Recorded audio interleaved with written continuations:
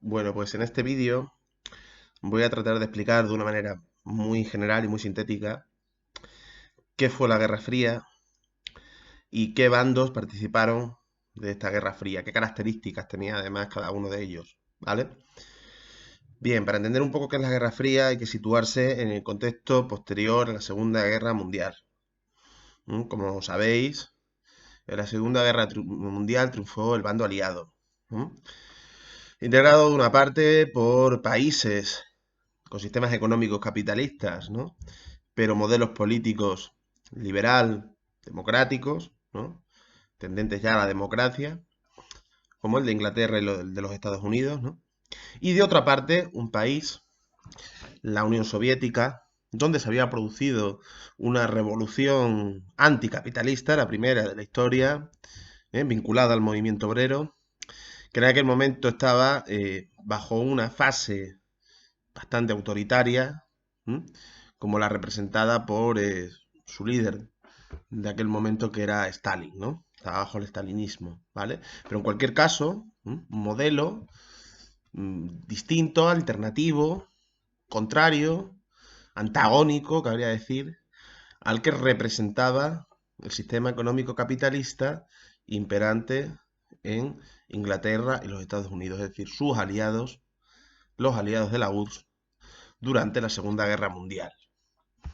Entonces cabría pensar que entre estos países que habían triunfado en la guerra acabarían produciéndose disputas, contradicciones o conflictos, pues no dejaban de representar dos modelos prácticamente antagónicos.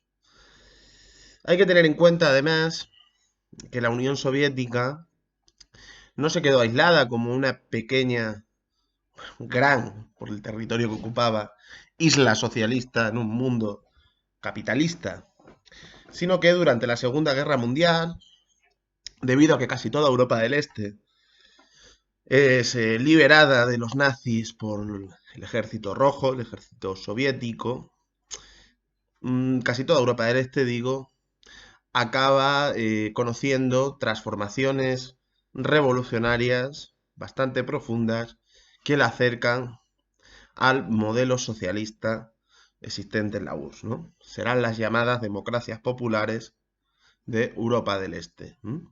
Países como Checoslovaquia, como la República Democrática Alemana, ¿no? Alemania se dividió en dos, ¿no? Alemania del Este, en este caso, como Polonia, como Bulgaria, en los cuales se producirán, bueno, pues procesos de expropiación de la gran industria, de la gran propiedad terrateniente, en la cual se implantarán, llegarán al gobierno partidos comunistas, normalmente a través de coaliciones de varios partidos de corte antifascista. Este será, por ejemplo, el caso de la República Democrática Alemana o el caso de Polonia. Y por lo tanto, aquel mundo capitalista que podría llegar a entenderse con la Unión Soviética en un contexto muy determinado como era el de hacer frente a la agresividad representada por los fascismos, pues le vio las orejas al lobo, ¿no? Vio que aquel modelo representado por la Unión Soviética estaba en expansión, podía llegar a amenazar su dominio, su hegemonía en el orden internacional, y por lo tanto la alianza existente entre los Estados Unidos, Inglaterra y la Unión Soviética se va resquebrajando, ¿no?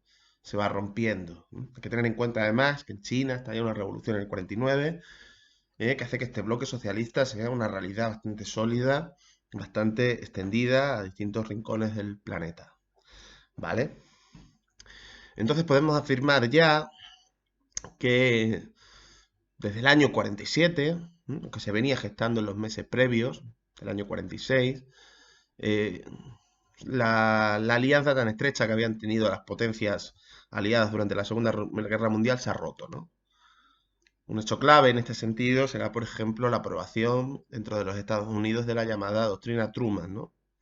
Doctrina que afirmaba la legitimidad de cualquier intervención militar estadounidense en cualquier punto del mundo donde pudiera suceder una revolución o un proceso político vinculado al comunismo, ¿no? Doctrina que tendrá ocasión de aplicarse por primera vez en Grecia donde existía una guerrilla comunista muy fuerte que estuvo cerca de, digamos, de tomar el poder, pero que podía hacerse extensible a otros muchos territorios, ¿vale? Cierto. Entonces, con hechos como este, el de la doctrina Truman, del año 47, o como el célebre discurso de Winston Churchill en Fulton, presidente británico, el cual afirmará que desde el Trieste hasta el Adriático se había establecido un telón de acero que dividía Europa en dos, una mitad pues ligada más a la Unión Soviética y en una mitad que mantenía, digamos, un sistema capitalista. Desde estos momentos, digo, se puede afirmar que se inicia la Guerra Fría, ¿de acuerdo? ¿Qué es pues la Guerra Fría? La Guerra Fría es el enfrentamiento entre dos bloques de países, liderados a su vez por dos potencias, la Unión Soviética y los Estados Unidos, y que mantendrán dos orientaciones distintas en el terreno económico, sin duda, y también quizás pues, político o ideológico. Un bloque de carácter capitalista y aliado de los Estados Unidos, y un bloque de carácter socialista, aunque también cabe incluir aquí países del tercer mundo que se independizan de sus metrópolis y que sin adoptar modelos exactamente socialistas se alían a este bloque, que es el liderado por la Unión Soviética. Entre estos dos bloques se producirá una competencia en todos los terrenos, económico, cultural, político, ideológico. Cada uno de los bloques contrapondrá su modelo al otro e intentará vencerle en los distintos terrenos. Se ve incluso en un ámbito como el de la carrera espacial. La Unión Soviética intenta conquistar el espacio, los Estados Unidos también, ¿no? La Unión Soviética al principio lleva la delantera con, en fin, el envío del primer hombre al espacio, por ejemplo, y luego Estados Unidos acaba adelantándole quizás con la llegada del hombre a la Luna, ¿no? Finales de los años 60. Todos los terrenos de la vida social estaban, digamos, traspasados por esta guerra fría, por esta competencia entre bloques. Las cosas, no obstante, no son tan simples. Ya os comentaré, las videoconferencias, imagino, que en esta dinámica de bloques existirán grietas, diferencias dentro del seno de cada uno de los bloques confrontados, ¿no? Si, por ejemplo, en el mundo soviético, en el bloque socialista, se producirá la ruptura de China y de Yugoslavia antes, con la hegemonía de la URSS. En el caso del bloque capitalista, estos procesos de ruptura no son quizás tan intensos, pero también hay que señalar que países europeos, como por ejemplo Finlandia o como Austria, no tendrán ni mucho menos una política tan beligerante hacia la Unión Soviética como la que podía representar los Estados Unidos o sus aliados tan estrechos, más estrechos como la República Federal Alemana o Japón, ¿no? O Italia, por decir algo. Entonces no es tan eh, simplón este esquema, ¿no? Pero en líneas generales, lo que podemos entender como Guerra Fría es un enfrentamiento entre dos modelos económicos, políticos, ideológicos ligados a su vez a dos grandes potencias, por un lado los Estados Unidos y por otro lado la Unión Soviética. ¿Vale? ¿Qué características tenía cada uno de estos bloques? Voy a empezar por el bloque capitalista. El bloque capitalista, por un lado, integraba a los países más desarrollados del mundo, como eran los propios Estados Unidos, lógicamente, gran potencia, como era también la Europa occidental, ¿no? En Europa occidental, la acción estadounidense a través del Plan Marshall, un plan de financiación masiva para la reconstrucción de Europa, logrará a su vez un intenso desarrollo económico de posguerra, junto con otros factores, evidentemente, que permitirá una rápida recuperación de los desastres padecidos durante el conflicto y alcanzar de nuevo unos estándares de vida relativamente cómodos, por lo menos para buena parte de las capas sociales de estos países centrales, de estos países más ricos, más desarrollados del mundo, ¿vale? Hablamos lógicamente de países con economías capitalistas, es decir, donde existe la propiedad privada, donde el mercado organiza buena parte de la actividad económica, a través de fenómenos como los de la oferta y la demanda, como elementos que regulan los precios, o a través de la competencia, ¿no? Países donde el trabajo asalariado pues es el eje rector de las relaciones de producción, ¿no? Un trabajo asalariado que establece una relación, digamos, entre empresarios privados y trabajadores, ¿no? Venden su fuerza de trabajo, modelos de carácter capitalista. Sí que es cierto, no obstante, que en parte de estos países centrales, no tanto en los Estados Unidos, pero sí en la Europa central, ¿no?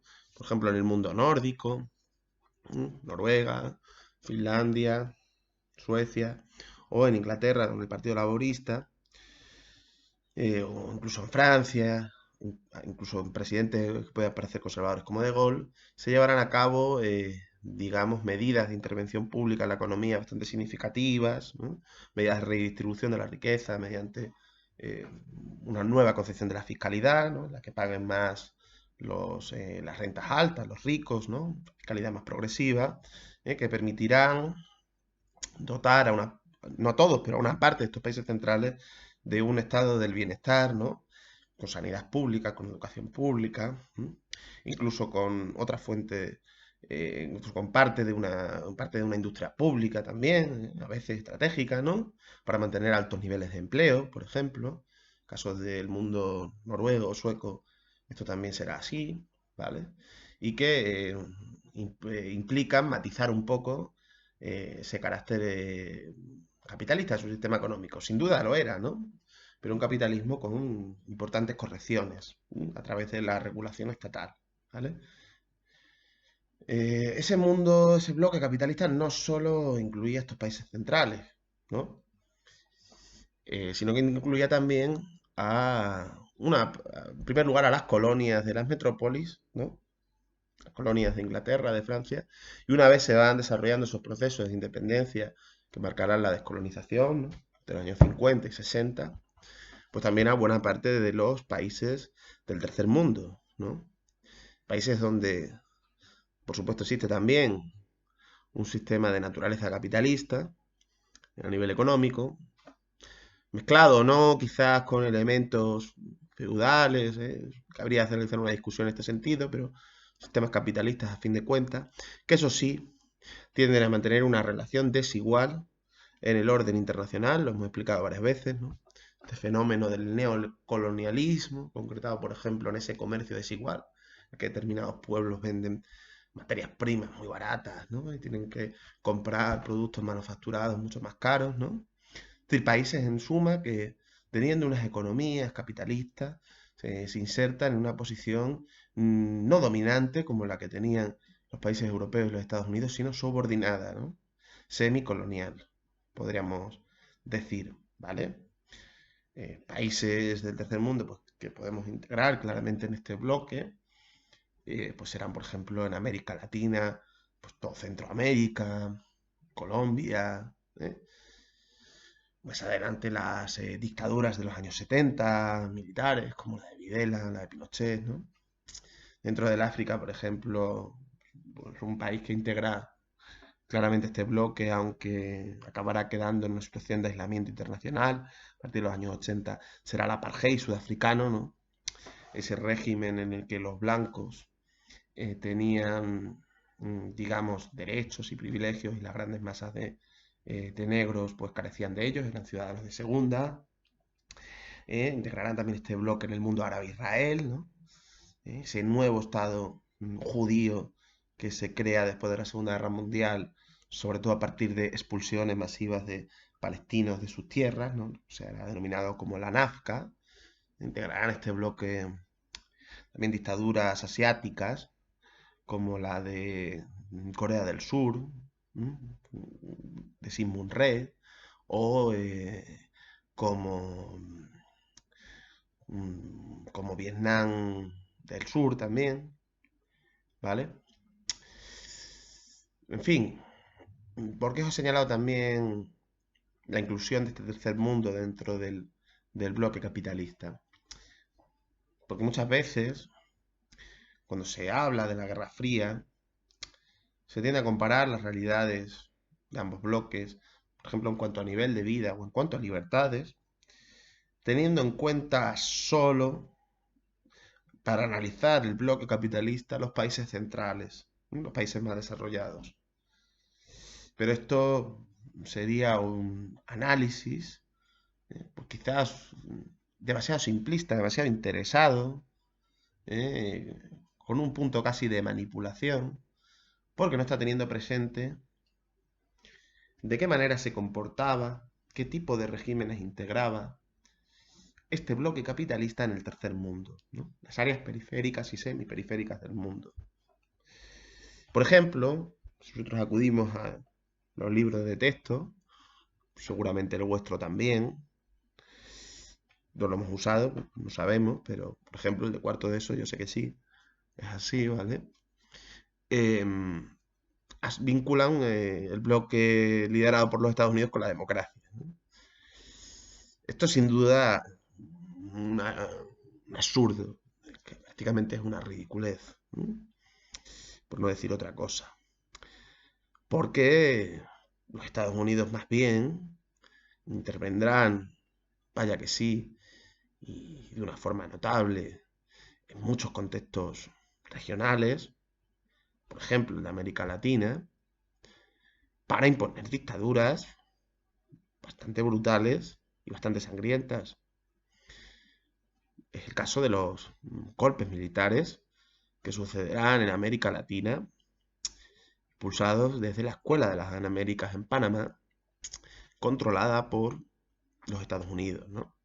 Una escuela de formación de militares latinoamericanos que logrará una buena conexión de los servicios secretos de los Estados Unidos con jerarquías, altas jerarquías militares latinoamericanas, ¿no? Que impulsarán golpes de Estado como el que se dará contra Joao Goulart en 1964 o como el que se dará contra el presidente de Chile, Salvador Allende, en 1973, ¿no? Poniendo dictaduras brutales, salvajes, con grandes similitudes quizás, también con sus diferencias, con respecto a los fascismos que hemos visto en los años 20 y 30, ¿no?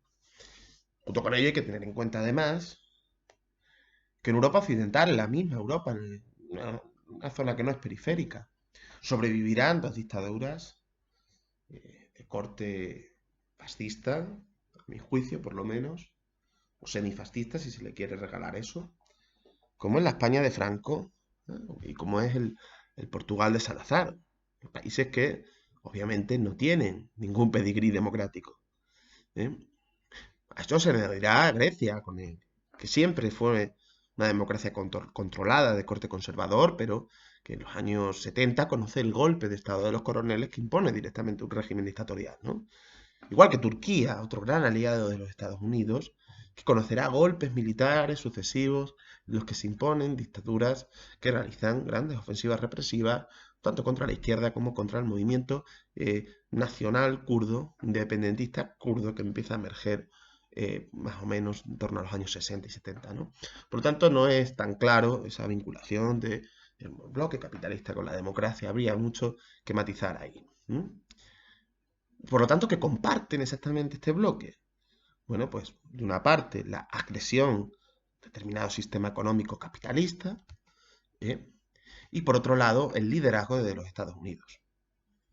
Y quizás también, como un tercer elemento, la existencia de relaciones de corte neocolonial entre los países centrales del bloque capitalista, es decir, Estados Unidos y las grandes potencias europeas, y un tercer mundo claramente subalterno, claramente infradesarrollado, y a los cuales no llegaban las mieles de la democracia que sí pudo llegar a desarrollarse en el núcleo capitalista más desarrollado. ¿Eh? Ese es el único en el que podríamos hablar realmente de un modelo de corte democrático. Respecto a las características del bloque socialista, este bloque sin duda se identifica con un determinado modelo económico que es el de la economía planificada, ¿no? Es decir, un sistema en el cual los medios de producción, las fuentes de riqueza, la agricultura, ¿no? La tierra, ¿eh? El grueso del comercio, digamos que está en manos públicas, que está socializado, que está colectivizado, que no es privado, ¿no? Esto permite a su vez que la economía no se rija exactamente por leyes de mercado, sino a través de una planificación eh, normalmente en este tipo de países, pues trazada desde los mismos órganos de gobierno, ¿no? Incluyendo pues los órganos ministeriales, ¿no? Se denominará como planificación centralizada, ¿eh? Todos estos países comparten a su vez pues unas referencias ideológicas vinculadas al marxismo, ¿no? Que tenían prácticamente un carácter oficial. Por lo tanto, son gobiernos, son regímenes que al menos de palabra se identifican con las clases obreras, populares, trabajadoras, ¿no? Y con cierta visión del mundo eh, proporcionada por el marxismo. Aunque habría que decir que bastante deformada, quizás, respecto a lo que era el marxismo originario, ¿no? La versión recortada, pulida, dogmática, rígida, de lo que será el marxismo. En el terreno político, estos países cuentan con una situación en la cual los partidos comunistas tenderán a concentrar un poder cada vez mayor, ¿sí? En detrimento de aquellos elementos de participación popular dirigidos o donde participaba, mejor dicho, sobre todo las clases trabajadoras, que aunque quizás en el proceso de transformación de Europa del Este en democracias populares emergen, ¿no? Pues rápidamente son bastante coartados, bastante limitados por el poder realmente que acumulan los partidos comunistas y una burocracia compuesta, digamos, por la alta jerarquía del Estado, ¿no? Directivos de esas empresas estatales, los altos mandos militares, etcétera, etcétera, ¿no? Que incluyen incluso una cota de desigualdad mucho menor que la existente en el mundo capitalista, pero también considerable, ¿no? Estos países socialistas suponen también, y hay que reconocer quizás eso en su haber, en sus méritos, una visión de las relaciones con el tercer mundo distinta, quizás a las que podíamos observar en los países más ricos, más desarrollados del mundo capitalista, que no dejan de ser viejas potencias imperiales, ¿no? Aunque podrían llegar a observarse algunas notas muy ligeras, a mi juicio, de neocolonialismo en la actividad soviética y de una manera más intensa de injerencia en asuntos internos, esto sí, con hechos como la invasión de Checoslovaquia. Yo creo que hay que reconocer que el bloque liderado por la URSS tendrá un papel significativo en los procesos de descolonización, ¿no?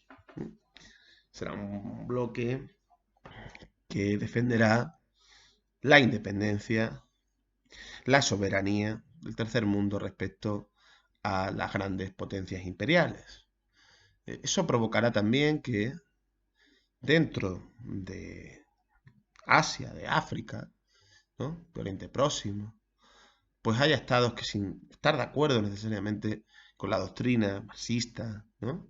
O con el modelo político mayoritario en estos países socialistas, acabarán vinculándose más a este bloque que al otro, ¿no?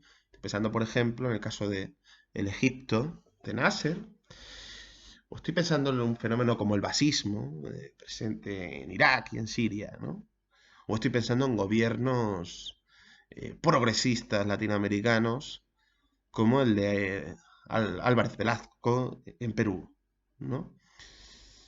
gobiernos, en cualquier caso, no socialistas, incluso con importantes elementos capitalistas en su economía, pero con un deseo de independencia respecto a el neocolonialismo abanderado ahora por las viejas potencias imperialistas, que les lleva a tener unos lazos con la URSS, ¿no?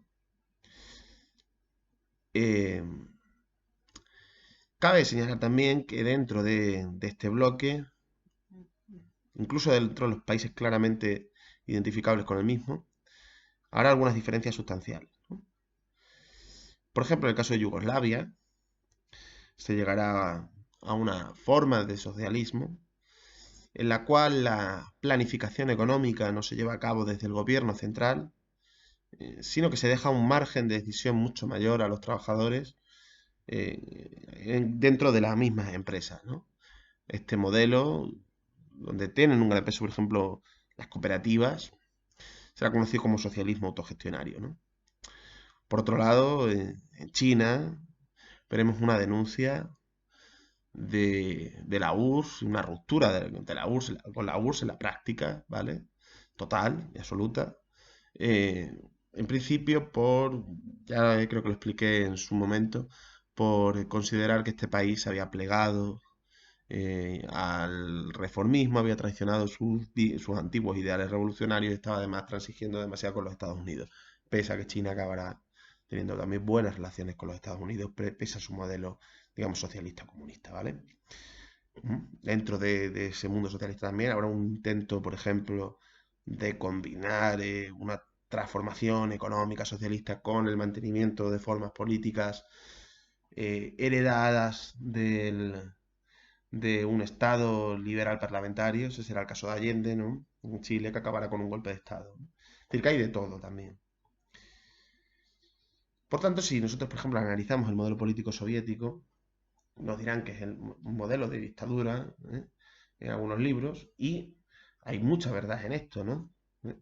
Son modelos sin libertades, por lo menos con unas libertades bastante restringidas. Son modelos donde los partidos comunistas pues tienen un monopolio prácticamente de la vida política institucional, ¿no? Pero hay que matizar también, digamos, esta identificación tan clara entre dictadura y bloque soviético o bloque comunista, porque, por ejemplo, en el tercer mundo su papel irá más dirigido hacia promover la descolonización, que es un movimiento evidentemente de claro carácter democrático, ¿no? ¿Qué tipo de democracia va a haber cuando un país está bajo ocupación militar de otro, ¿no? O cuando vemos que dentro del mismo movimiento socialista, comunista, pues hay reflexiones de carácter democrático, indudablemente como las representadas por Allende en Chile, ¿no? O como dentro del propio bloque socialista con modelos de partido único hay diferencias evidentes también en cuanto pues a aspectos como los privilegios de la burocracia, ¿no? O el alcance de las libertades, ¿no? En este sentido, por ejemplo, la Revolución Cubana, que estalla en el año 59, ¿verdad? Nos habla de un país como Cuba, pues que a mi juicio, por lo menos, mantiene unos estándares de cumplimiento de los derechos fundamentales, ¿eh? Mucho mayores que los países de su entorno, ¿no? Los países americanos. Por lo tanto, la relación de ambos bloques con la democracia, aspecto este que normalmente es resuelto de una manera simplona, vinculando un bloque a la democracia y otro con la dictadura, pues resulta mucho más complejo, ¿vale? Me voy a quedar aquí y ya las videoconferencias entro un poco más en detalle.